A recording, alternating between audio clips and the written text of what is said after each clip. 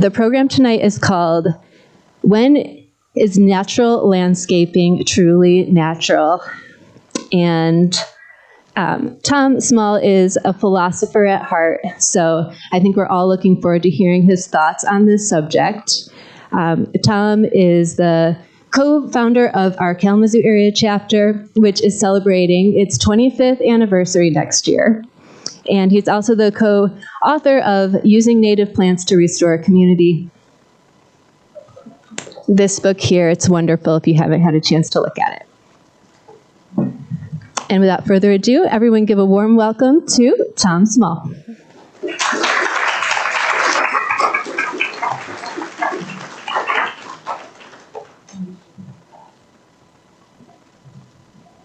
Quinn wanted me to show you the forward and back for your slides, just this one and that one. Okay. Good. Stay close to me. Thank you. Thank you, Mel. And thank you all for being here. What wonderful faces and hands as well, yes. Thank you. Well, when is natural landscaping actually natural? I'm not sure that's the basic question that I will be addressing tonight, but I will be addressing some questions that are related to that. You may, at some point, feel that you've stumbled into a lecture on art history, but bear with me, and the chances are fairly good that by the end of this we will be more or less together. I'm going to deal with wild ones, how we got here, how we understand the term natural and the term landscaping, if we do. And I'm going to try to deal with change, the challenges that we are faced in terms of change. The Upanishads tell us that everything is changing in this ever-changing world, and everything is changing and will change for wild ones. Ruth and I have just come back from a 4-day conference at Pendle Hill near Philadelphia with Quaker Earthcare Witness. And it was an exciting time because we met the new General Secretary for Quaker Earthcare Witness, who delivered a kind of manifesto on rewilding Quaker Earthcare Witness. And maybe that's kind of a subtopic of my talk tonight, rewilding wild ones. We'll see.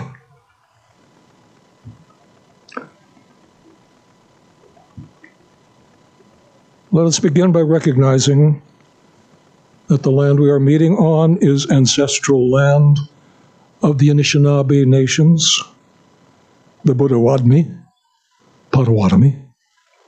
the Ojibwe or Chippewa, and the Odawa or Ottawa. We acknowledge their many centuries of care and stewardship for these, their homelands. Let us honor them and their spirit in our nurturing and restoring of the land they love and on which they still reside. The soil, the native plants, and all our relations. We are one. Let it be so.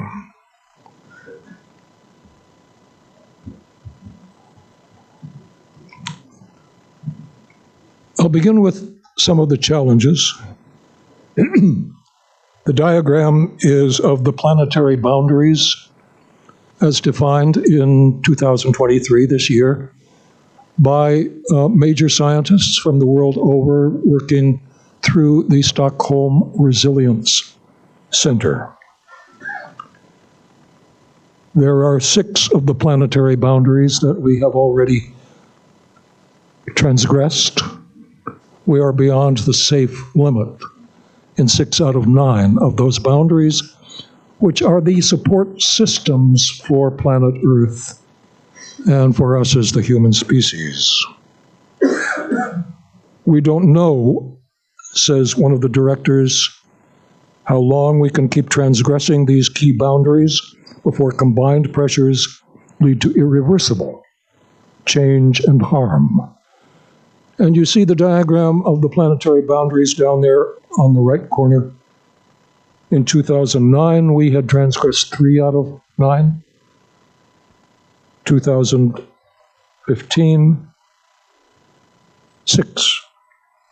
4 out of 9. Now 6 out of 9 in 2023, including climate change, novel entities such as radioactive materials, plastics, synthetic chemicals, and so forth. Biosphere integrity, the land, biogeological flows, nitrogen and phosphorus primarily, way beyond the boundaries. And Václav Smil, one of the foremost scientists on energy flows, tells us that what we are doing to the nitrogen cycle is probably ultimately more dangerous to us than what we're doing with the carbon cycle. And that has a lot to do with chemical fertilizer.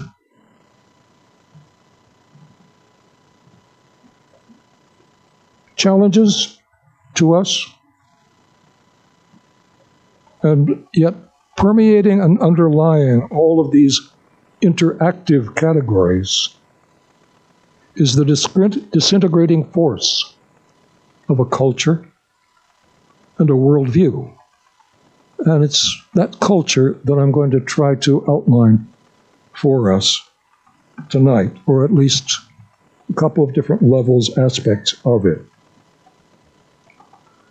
Another challenge that we face is the revolution that's taking place in our view of native plants themselves and of all plants. The emergence in scientific thought of the notion of the wood wide web, a communicative web whereby plants, trees, all plant species communicate with one another in an intelligible kind of language and signaling. That there is,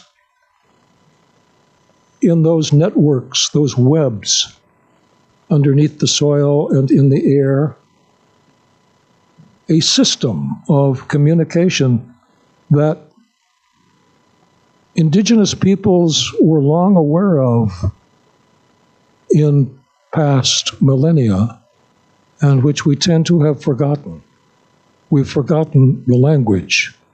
But as Robin Wall Kimmerer tells us, the plants remember when the people have forgotten. So the plant intelligence, the elders, is something that we will be reckoning with over the course of the next few decades. Something that I'm aware of, I think most of you are aware of it. I don't know that we've adjusted to it yet. I don't know that we've really begun even to touch the surface of the changes that might be coming and that are inevitable and that we must deal with as we become more and more aware of the intelligence and the kind of elderhood of the plant species who precede us on this earth.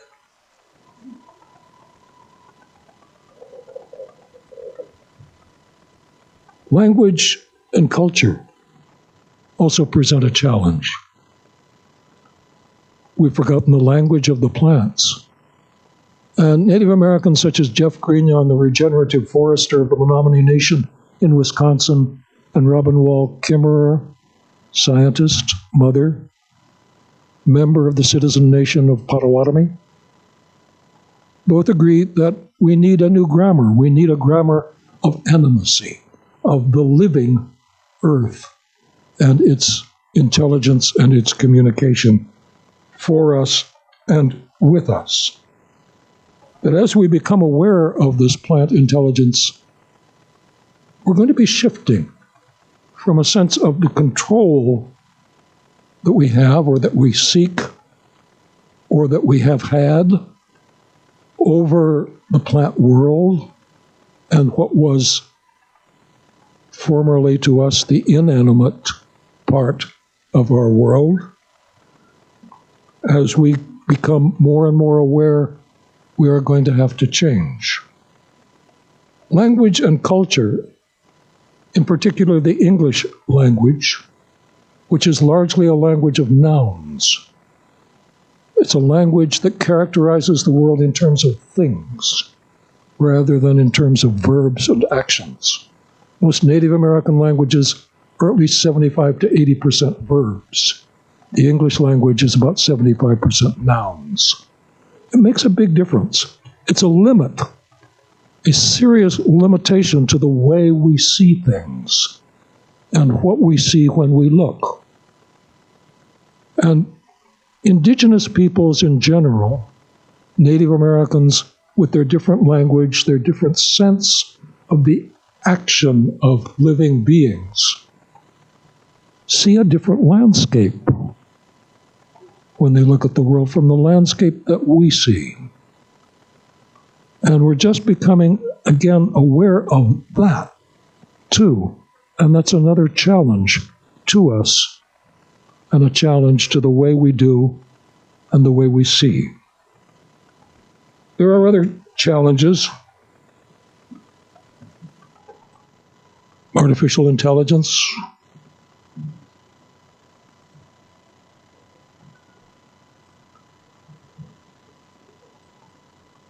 the loss of the commons, privatization and commodification of everything virtually, all a kind of cultural mindset or worldview which we're confronted with and in a way boxed in by most of the time. But what I want to move on to is a dream that our culture has had from time immemorial, the dream of order and control, and also of restoration of what is lost. It's a timeless dream. It's taken many, many forms, and I'm going to deal with only one or two of those forms tonight. But they're kind of the root of my theme and my talk. The first image that I'm presenting of that dream of order is dating from the 15th century. And it's the Garden of Love. This is a miniature for the Roman de la Rose, which culturally had a tremendous influence on the whole of European and Western culture, combining the biblical theme of the hortus conclusus, the walled garden, one aspect of which is, of course, the Garden of Eden, but another of which is the pagan Garden of Love that became so powerfully imagined in the culture of the Renaissance. That hortus conclusus, when the phrase comes from the Song of Solomon, the walled garden, and combination with classical aminus locus aminus, the pleasant place of relaxation, of comfort, of peace. And that's what the Garden of Love is in this depiction. It's the Garden of Love. It's the Garden of Venus recovered from the pagan world in the classical world of the Renaissance. And it's a secret garden. There's a key to it and a lock, and a woman bears the key and opens the door to the courtly lover. But it's a walled garden with raised, walled, and closed beds One thing that you will recognize is the lawn, the meadow of wildflowers that is the basis of this garden of love. And that is, of course, natural. In all this midst of this kind of what we would see as artifice, there's a constant, that idea of the lawn, of what the poet and playwright Christopher Marlowe evokes in his play Edward II from the end of the 16th century. My men, like satyrs, grazing on the lawn, shall dance the antic hay. A rewilding in itself on the lawn, the meadow, the green wildflower meadow, and the satyrs with their goat feet. There's going to be a lot about goats in this talk, so prepare yourselves. All right, the garden of love. Next, another kind of garden that we feel we have gotten beyond. The gardens of Vaux-le-Vicomte and of Versailles, both designed by famous landscape architect of the time, André Lenotre. And through tricks of perspective, he made the vistas from the chateau, the royal chateau, and the order of the landscape appear to rise and stretch to the horizon and beyond. So beyond this closedness, there is an openness, a reaching for infinity, a reaching for a kind of freedom. And there are other images of it as well in this kind of garden. Beyond the immediate confines of those geometrically designed vistas is what they call the wilderness. And the border to the wilderness is evergreen, because this is a garden which does not change in the seasons. It's always the same. It's the recovery of what was lost, the order, the unchanging, ever unchanging order of nature. Nature before the fall, and all of that disorder that came with the fall.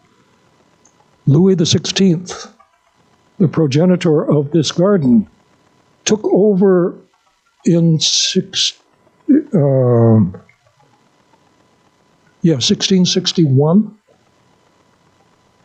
when he reached his majority, took over from the Queen Regent, and declared himself the prime minister. I am in control now. On the law and order ticket. Sound familiar? Well, we're still there, aren't we? We're kind of coming back. It's always recurring. And that vision of the lost garden is a constant in our culture. Next, 18th century vision. Something rather different. A garden park is designed by Lancelot Capability Brown, called Capability because he would look at somebody's estate and say, that landscape has capability. And in would come the army of workers with their shovels and their scythes and their manpower earth movers, and change that landscape into one of beautiful order. And what was that order? Clumps of trees and a meadow. Basically, a savanna. And that image, that vision is still with us. It's still a very powerful one in our culture. Because in 1755, when this place was designed, the maintenance was done largely by sheep. 1830, the invention of the lawnmower. The maintenance changed from sheep power to human power and then motor power. A different notion of the landscape and its maintenance, but to the same end. And a different vision of nature and what it was like and what restoring it would be like, but basically one of control still, of order. The difference between Versailles and Chatsworth is that in Chatsworth, the immense labor and expense is all concealed. Louis XVI wants you to see it. The Dukes of Devonshire want to conceal it. Oh no, no effort involved. This is just nature. Right?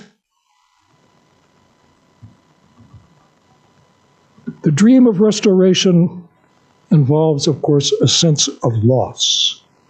This is The Golden Age by Lucas Cranach the Elder, 1530. This image of nude people dancing in a circle is a recurrent one for the last 500 years. We'll see it again later in the 20th century. Nude couples, all in relaxed, wonderfully meditative or active poses. And again, a walled garden with a kind of rugged, wilderness-like, mountainous world beyond. But one that's there, but excluded, boxed in, boxed away from this walled garden with its wildflower meadow. Again.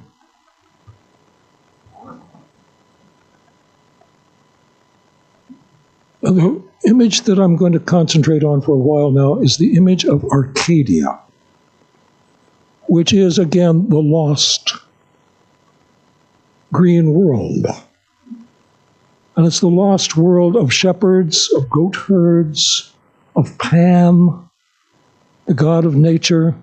Arcadia is a place, a district in the Peloponnesus in Greece, and it becomes a place to reckon with in classical times and again in the Renaissance. And we're still reckoning with it, and you'll recognize it as we go on. Here is The Herdsman by Claude Lorraine, one of the major painters influencing our notion of landscape and what a landscape is and how we relate to it. And this is titled The Herdsman. And it's typical. It's a typical vista opening out into a kind of golden beyond. A golden beyond that suffuses the whole landscape with its light and its pleasant kind of tranquility and yet energy. And here is the herdsman reclining, resting, while his goats graze on the lawn, if you will. And that image is constant really from the time of Theocritus, Greek 3rd century BC, and Virgil, 1st century Roman author. This slide, the top left, is from a 5th century manuscript, and is an illustration of the opening lines of Virgil's first eclogue, the opening line of which is, "O Melibæus, a god has made this leisure ours." This wonderful land of song, of love, of repose, of comfort, and of goats and sheep and cattle and herds and lovers. And the same pair of Melibæus and Tityrus in the Lucan Masters version in 1410, in Francis Clain's version in 1654, and Aristide Maillol's version in 1926. All versions of the first opening lines of Virgil's first eclogue. And that's taken up by subsequent authors, and the notion of Arcadia is just an absolute constant.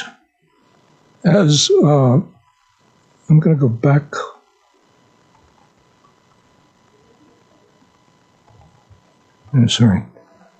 Back to the herdsman, and the quote from Jim Corbett, one of my favorite environmentalists. I'll say more about him in a little bit.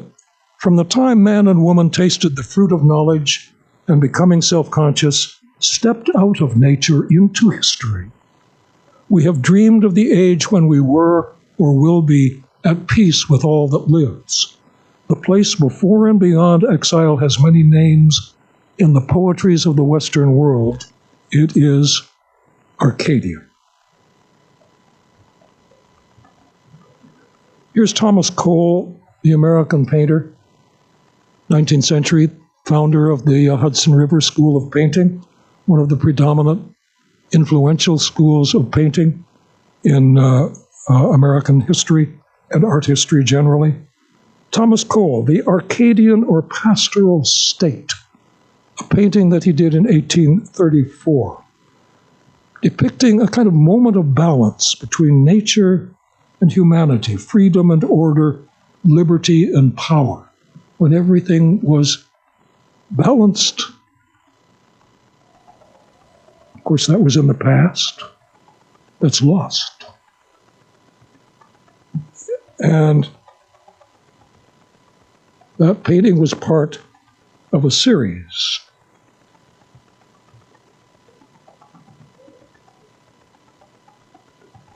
There we are. The Arcadian or Pastoral State is the second in the series. The first is the savage state, what we would now call the hunter-gatherer state or condition. The third, after the pastoral or Arcadian state, is the consummation of empire, followed by the fourth state, destruction, fire, storm, conflict, violence, destroying from within and from without all that whole process had developed. And finally, desolation, where all is gone and nature comes back and takes over again. And you'll notice that in all five of those paintings, it's the same landscape, the same mountain in the background, merely transformed in those five separate, distinct, and yet processional stages. We've kind of gotten beyond that a little bit now. That's the stadial view of things. We no longer regard the barbaric and the pastoral states as primitive. Maybe they knew it better than we did. We're getting back to that dream of Arcadia. And there it is, Thomas Cole's painting of 1838, The Dream of Arcadia. And what's really interesting about that particular painting, to those of you who are Star Wars fans, is that it was demonstrably a model for Naboo, the ideal planet of Star Wars, home planet of Padme Amidala, advocate for peace and preservation or restoration of the Republic. at the time of empire, whether it's the Star Wars Empire or the Roman Empire of Virgil's time, or the Elizabethan Empire of the time of the popularity of the Arcadian myth, or our own empire now. The problem with Arcadia, of course, is that it can't last. And here's another famous painting by Nicolas Poussin titled Et in Arcadia Ego. I also am in Arcadia. And there are the shepherds again, always the shepherds, always the same kind of landscape. But Et in Arcadia, and they're looking at this monumental gravestone on which is inscribed, I also am in Arcadia. Death. It's more explicit in an earlier painting by Guercino called The Pastoral Shepherds, or Arcadia, or Et in Arcadia Ego, where they're looking at a skull. And that's the inevitable decay and death of the dream and the place.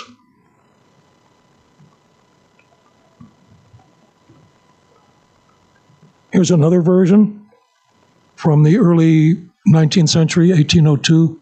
Hubert Robert, the landscape architect for the park at Ermenonville in France, one of the more popular and widely known and widely imitated imitations of Arcadia, versions of Arcadia. And in this one, there is the tomb of Jean-Jacques Rousseau, the author of The Social Contract and of probably his most famous phrase, "Men are born free, but everywhere they are in chains." That sense, again, of the loss of what was once there, what we were born with, what we have lost, Arcadia. And this is a version of Arcadia, and the central part of it is the tomb of Jean-Jacques Rousseau on the Isle of Poplars there in the center of the landscape. And that's the place where those who are disillusioned, fed up with civilization and all its corruption, go to recover their souls and their sense of freedom and their life in Arcadia.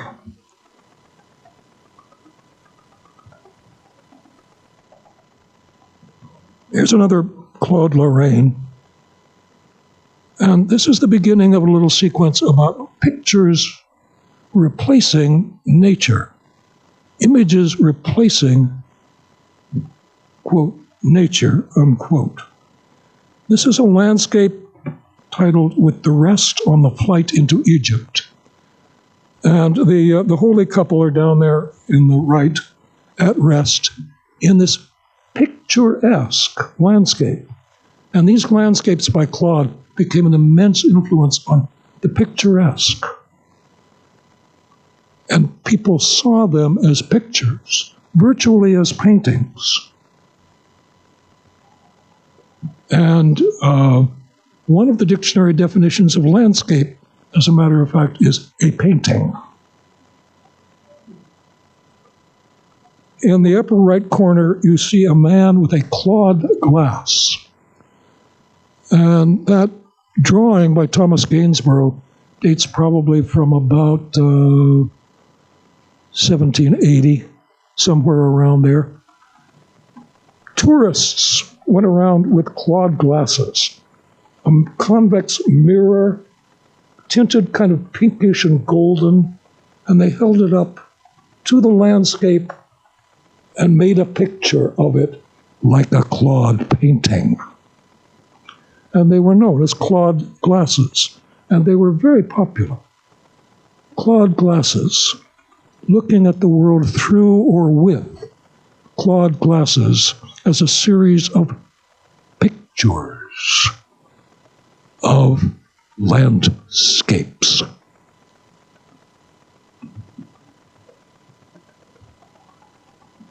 Here's something a little closer to home, Albert Bierstadt, the Rocky Mountains, Landers Peak.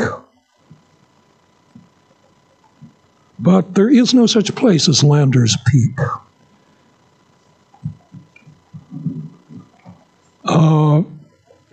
Bierstadt imagined it, created it out of whole cloth.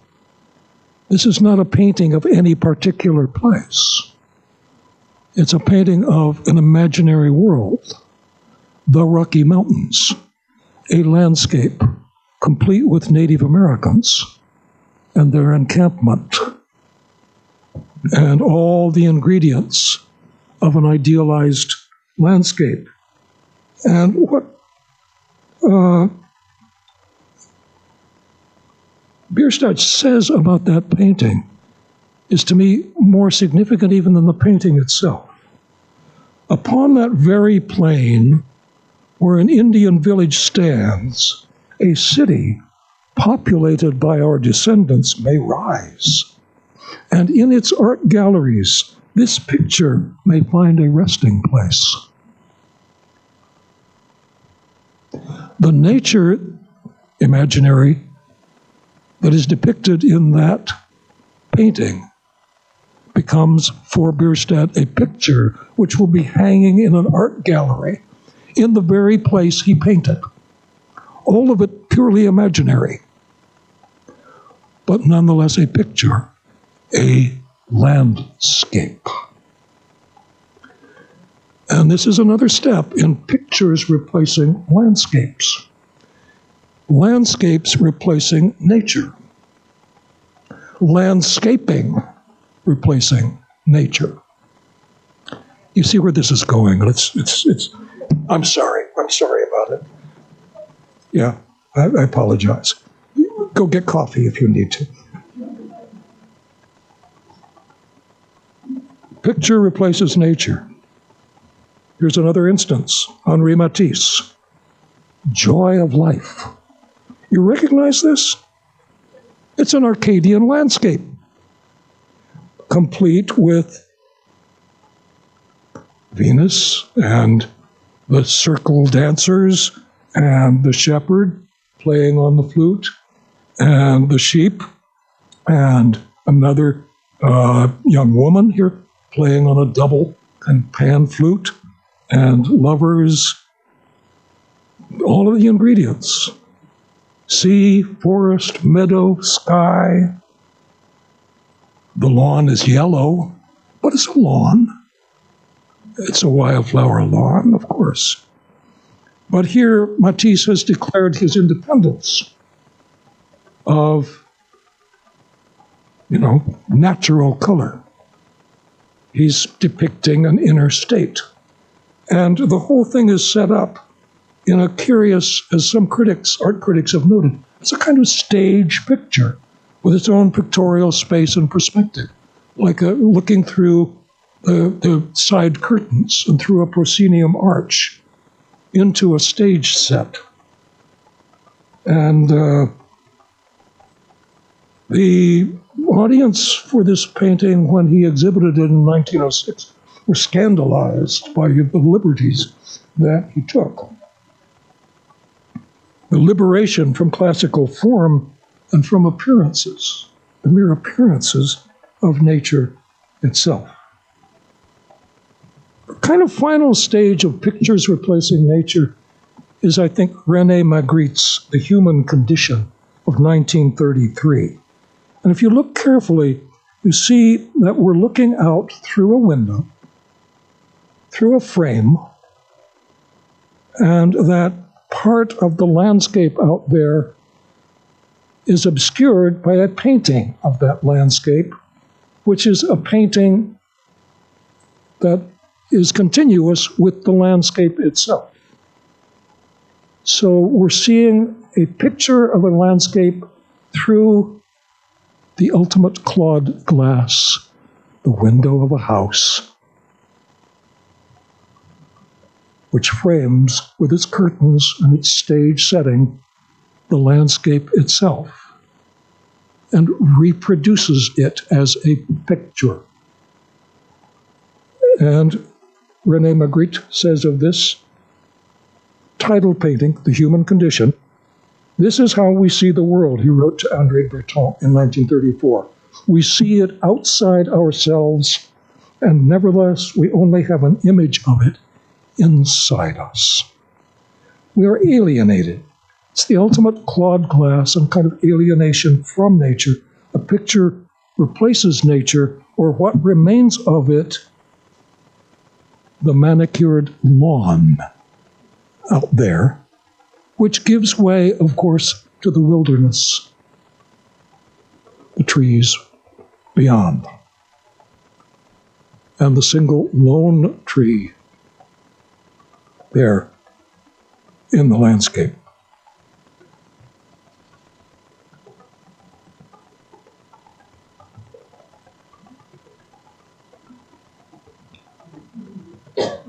The ghosts of Arcadia, they're all around you. You live with them every day of your life. The Arcadia neighborhood. Arcadia Ales, alas, no longer with us, among the lost. Arcadia Festival site. Arcadia Ballroom in the hotel downtown. Arcadia Creek. Oh my God. Within our lifetimes, Arcadia Creek was liberated. It used to be that the only place you could see Arcadia Creek downtown was through a hole in a bar on East Michigan Street. A hole in the floor. You could go in there, oh, there's Arcadia Creek down there.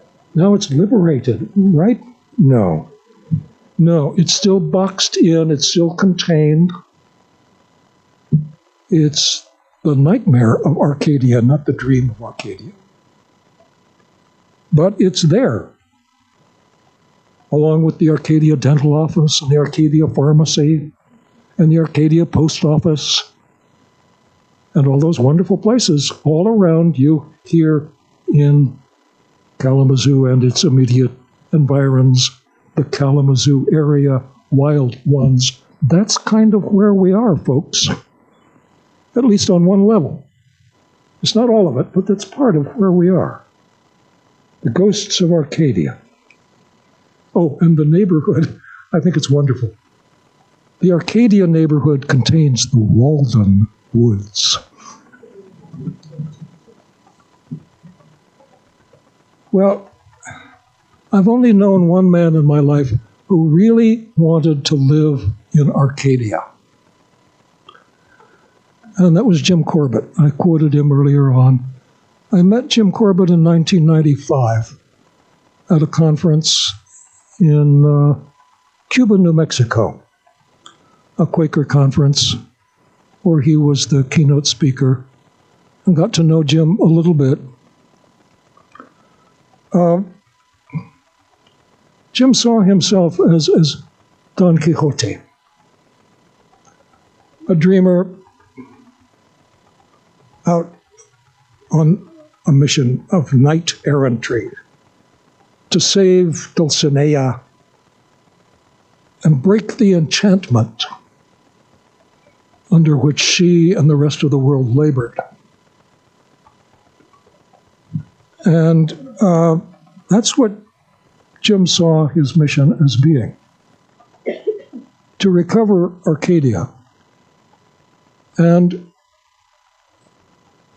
he used to tell people who were meeting him in airports and had never met him, just look for Don Quixote with glasses.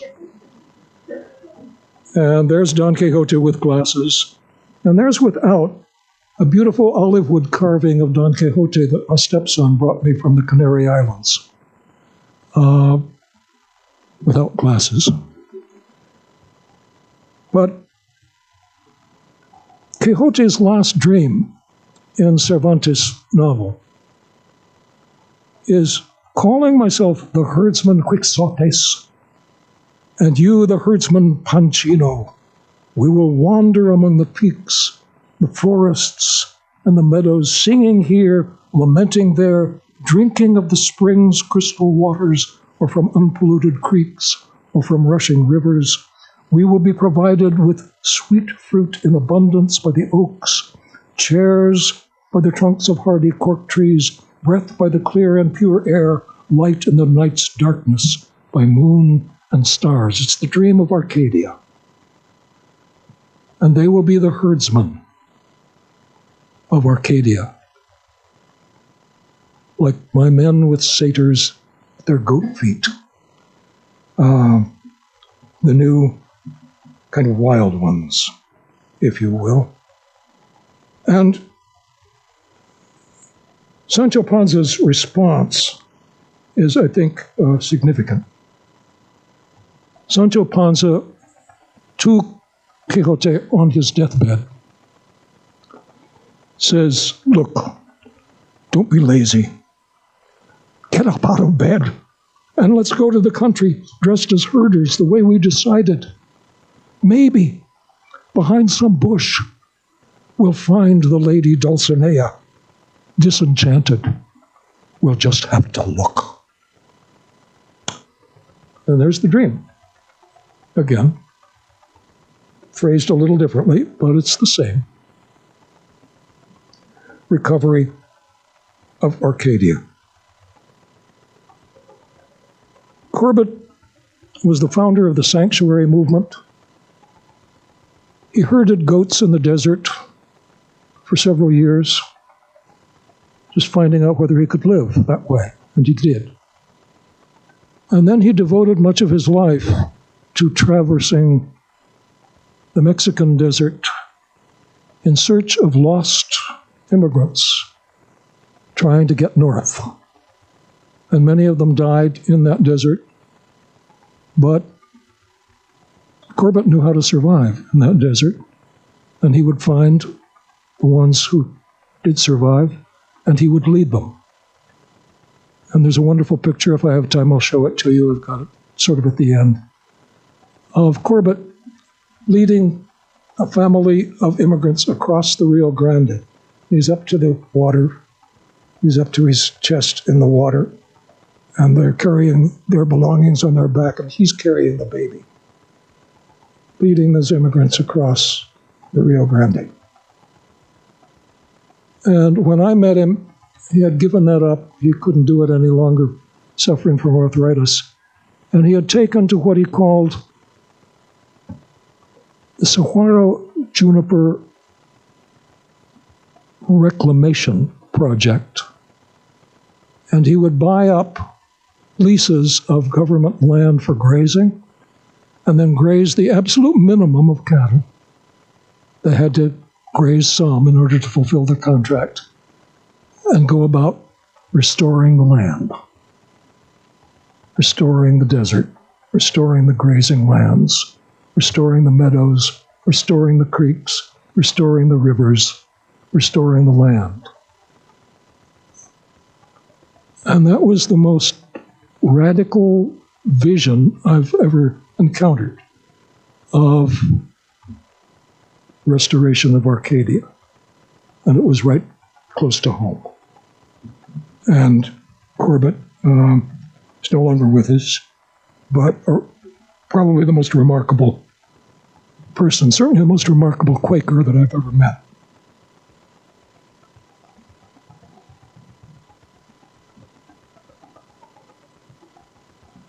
Just a few minutes more.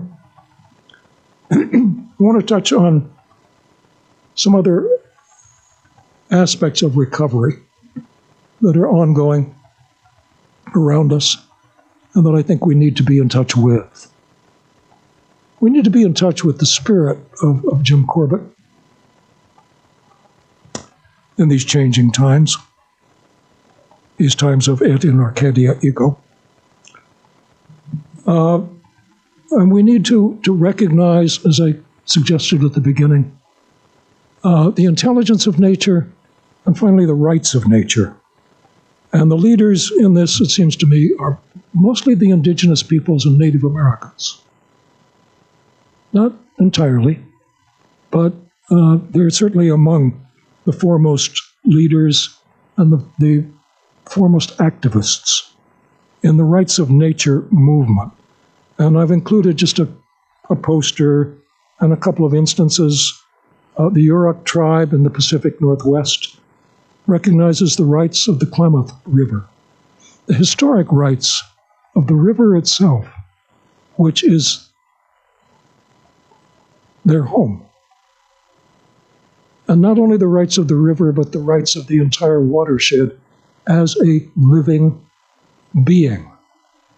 In the word used by Robin Wall Kimmerer in the slide that I showed you earlier on,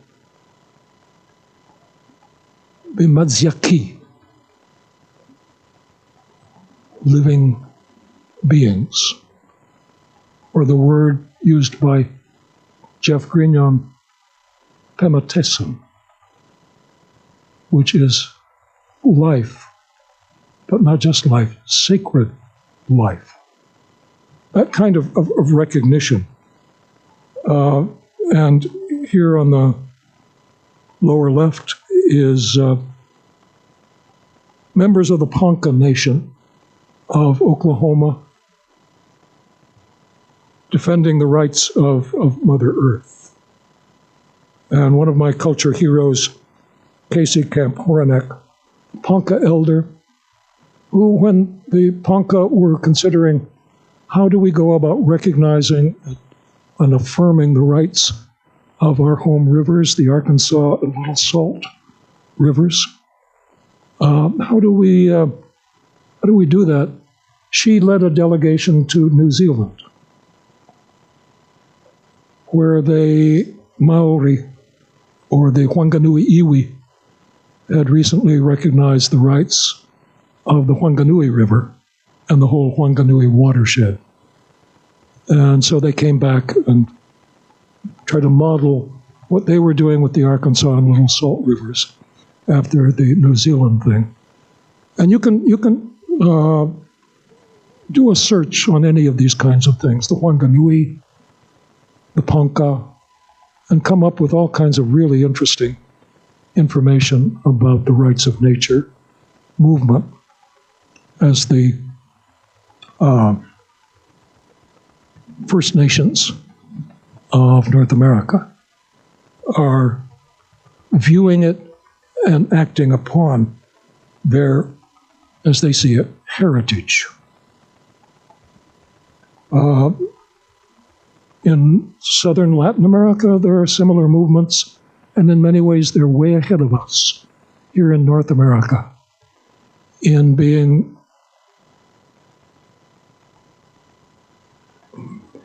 recognizing the rights of nature in the Constitution of Ecuador and Bolivia,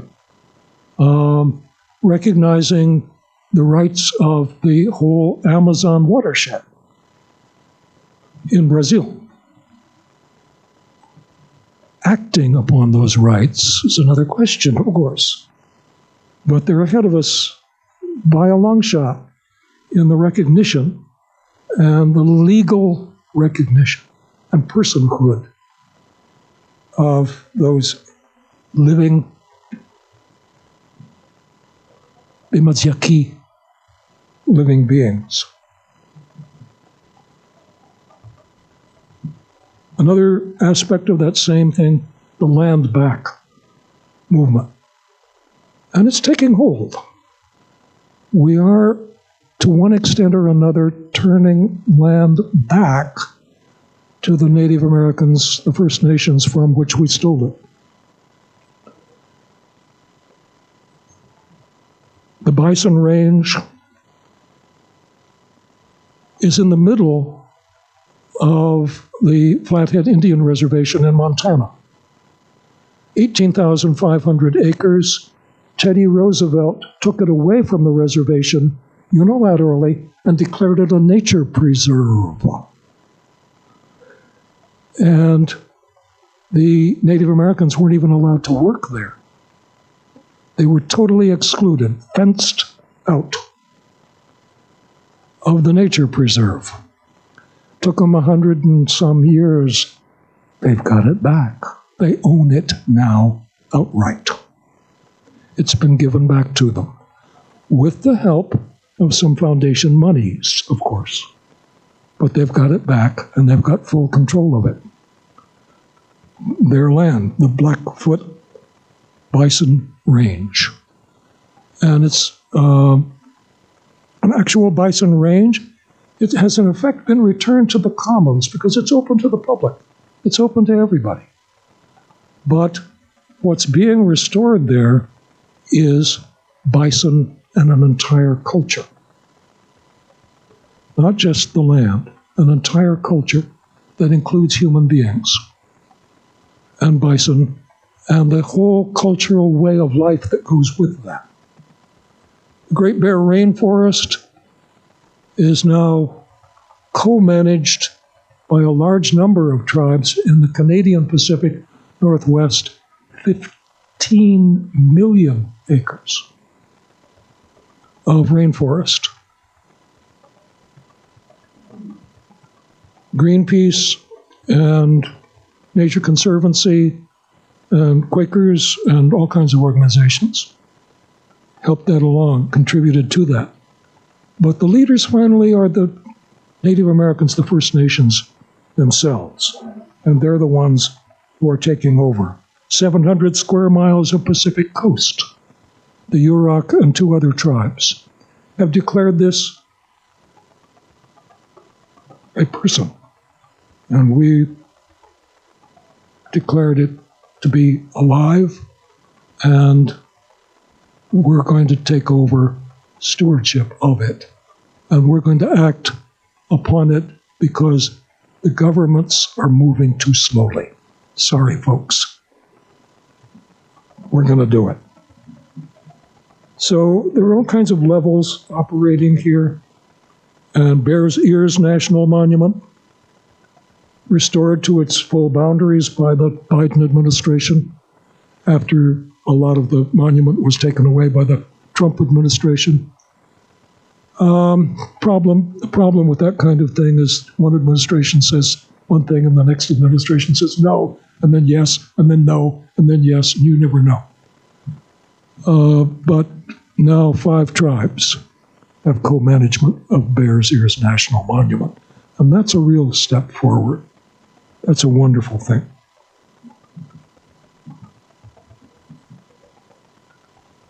Okay. I have 2 conclusions here, and I couldn't decide between them. So you get both of them, kind of a bonus.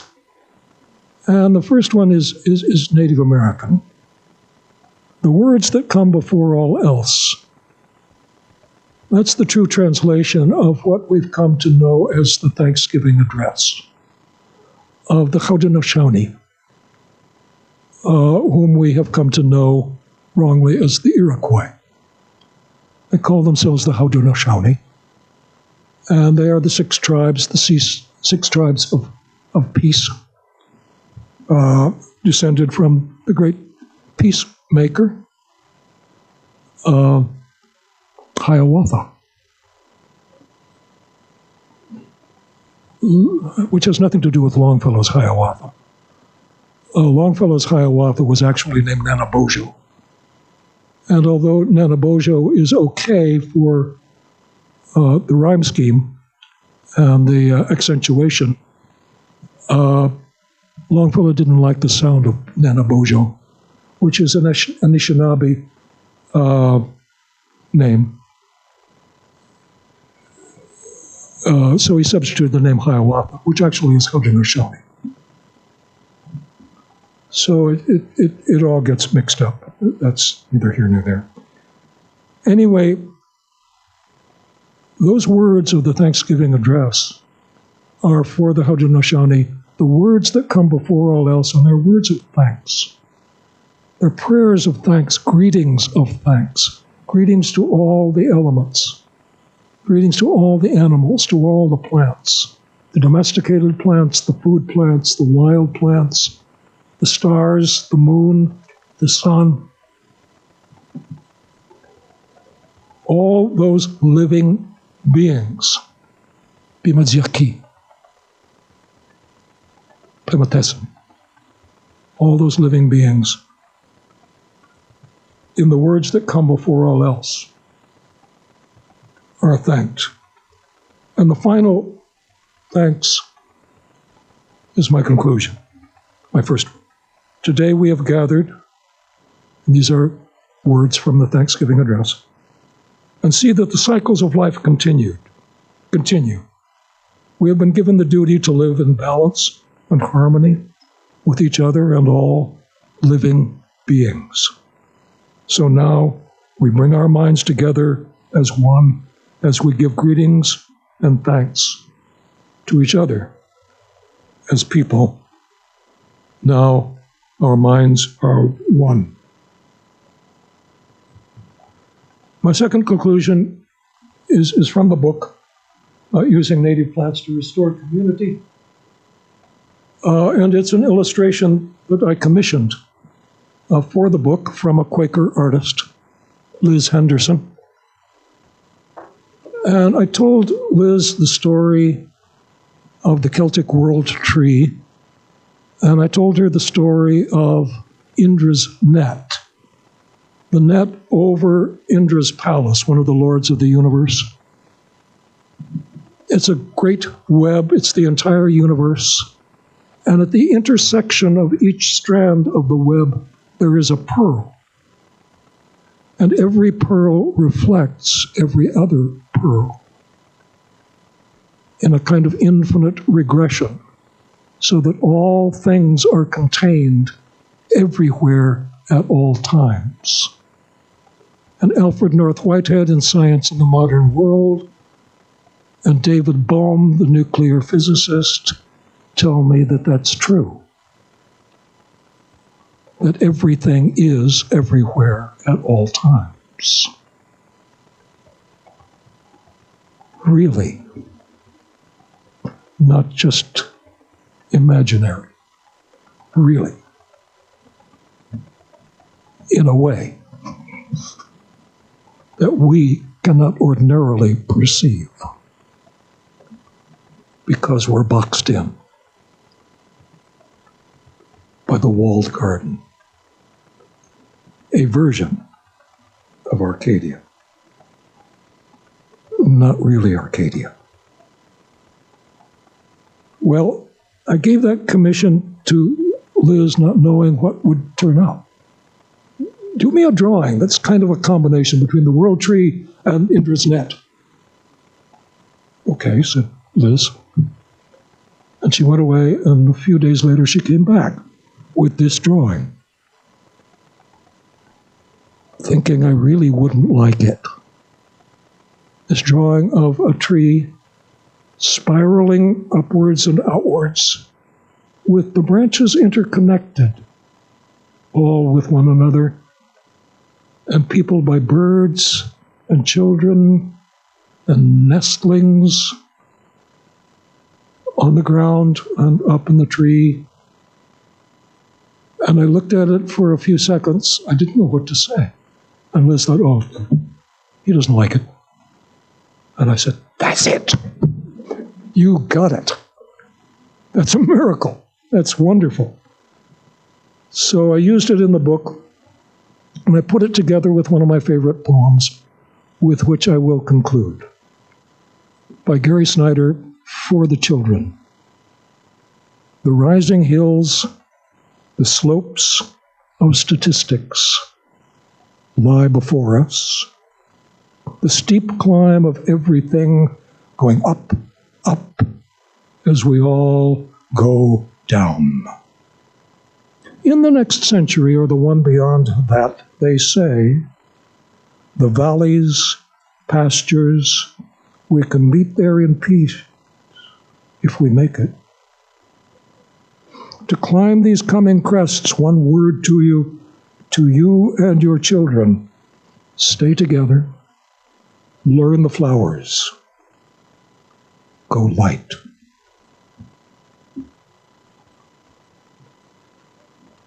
Find Arcadia. Thank you.